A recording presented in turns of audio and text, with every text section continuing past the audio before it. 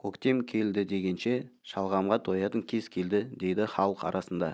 Шалғам бұл бір кездері өте танымал тамыр өсімдігі болғанменен, өкінішке орай, ол өзінің танымалдығын жоғалтқан. Бұны біздің дастарханымызда картоптың пайда болуымен байланыстырады. Ал шалғамның денсаулыққа не қатысы бар десеңіз, онда жақсылап жайғасып аяғына дейін тыңдаңыз. Әуелі бәріңізге сәлем. Шалғам сіздің бақшаңыздағы ең танымал көкөніс болмауы мүмкін, бірақ ол ең пайдалы көкөністердің бірі дейді қазіргі медицина ғалымдары. Шалғам деген не десеңіздер, ол орам жапырақтылар туысына жататын 1 жылдық немесе 2 жылдық көкөніс өсімдігі. Шалғам жеуге жарамды көптеген елдерде өсірілетін көкөніс. Латын тіліндегі радикс сөзі тамыр деген мағынаны береді. Орысша редис деп аталады. Оның жетің жері сол тамыры және тамыр қалыңдығы екі елден басталады. Сырты жұқа, қызыл түсті болады. Шалғам ерте өсетін көкөністер қатарына жатады. Шалғам өте тез өсетіндіктен оны аса үлкейтпей жас кезінде жеген дұрыс. Құрамында қыша майының көптігінен өткір дәм береді. Жылы аймақтарда шалғамды жылына 2-3 мәрте егіп өнім алуға болады.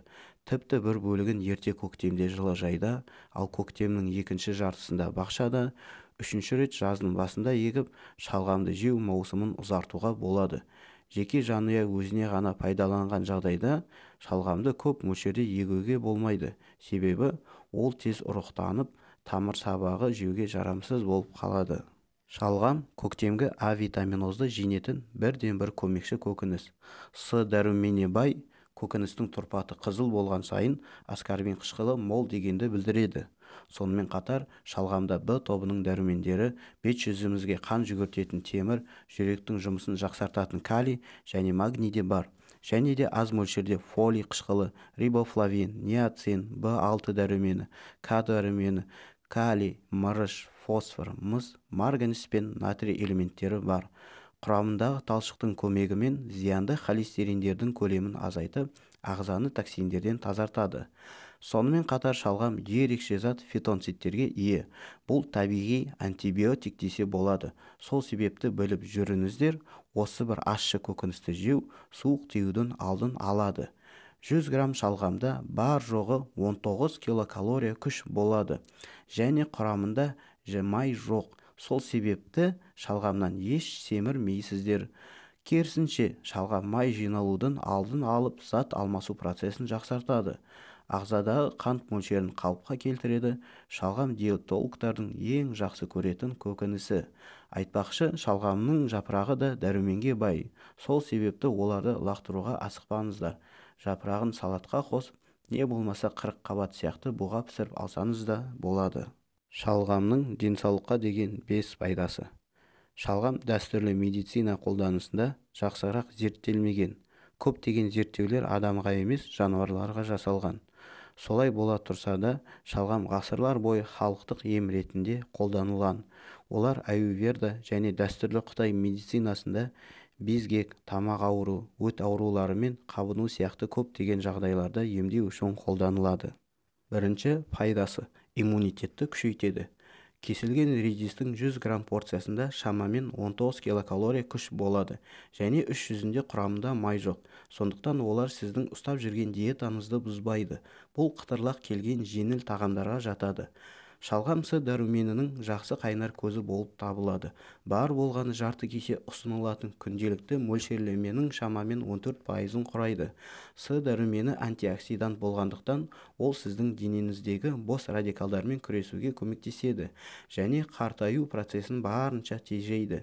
Әрі дұрыс емес өмір сүру салты мен қоршаған орта токсиндерінің әсерінен жасушалардың зақымдалуын болдырмауға көмектеседі. С дәрумені сонымен қатар сау тері мен қан тамырларын қолдайтын коллаген өндірісінде маңызды рөл атқарады. Олар сіздің дұрыс тамақтану салтыңызды бұзбайды. Құрамында көп деген бағалы дәрумендер болу себепті шалғамды күнделікті тағамға қосып жеу иммунитетті күшейтеді, сөйтіп ауруларға тосқауыл болады. Екінші пайдасы – қатерлі ісікке қарсы қасиеттері, яғни рак ауруына қарсы. Шалғам сияқты кірістігүл көкөністерді жеу қатерлі ісіктің алдын алуға көмектеседі. Линус Полинг институтының мәліметтері бойынша, кіріс тәрізді көкөністерді сумен біріктірілгенде изотиоцианаттарға ыдырайтын қосылыстар бар. Изотиоцианаттар ағзаны қатерлі ісік тудыратын заттардан тазартуға және ісіктің дамуын болдырмауға көмектеседі. 2010 жылғы зерттеу бойынша шалғам тамырының сығындысында кейбір ісік жасушаларының өліміне әкелетін изотиоцианаттардың бірнеше түрі бар екені анықталды. Үшінші пайдасы – салауатты ас қорыту жүйесін қолдау. Шалғамның жарты кесе порциясы сізге 1 грамм талшық береді. Күніне бірнеше порцияны жеу күнделікті талшықты тұтыну мақсатына жетуге көмектеседі. Талшық қалдықтардың ішек арқылы өтуіне көмектесу үшін нәжісіңізді көбейту арқылы іш қатудың алдын алуға көмектеседі.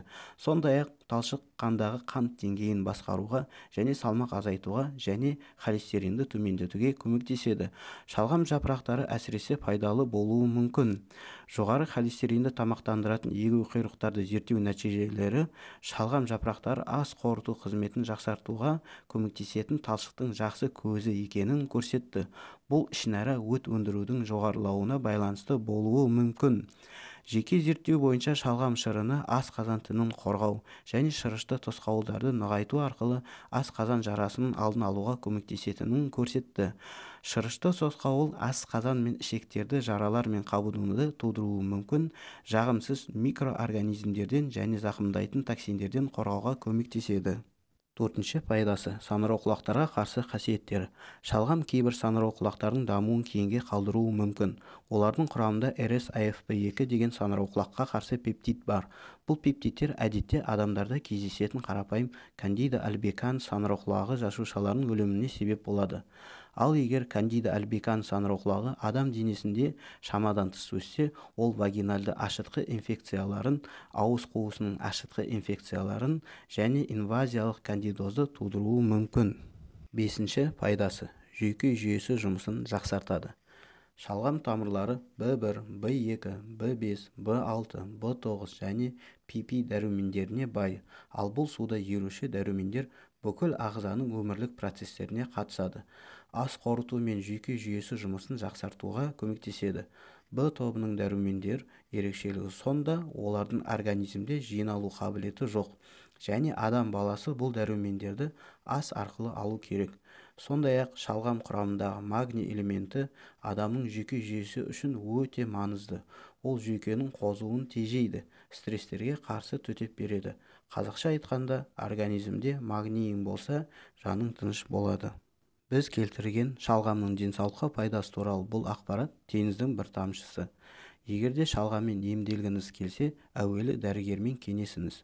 Өйткені асқазан, ішек және бауыр аурулар кезінде қолданбаған жөн. Шалғамның денсаулыққа пайдасы көп, кейде зияны да бар. Айтарымыз, ауырмаңыздар, сырқамаңыздар. Денсаулықтарыңызды күтіп жүріңіздер. Сіздермен бірге болған бірінші байлық денсаулық арнасы.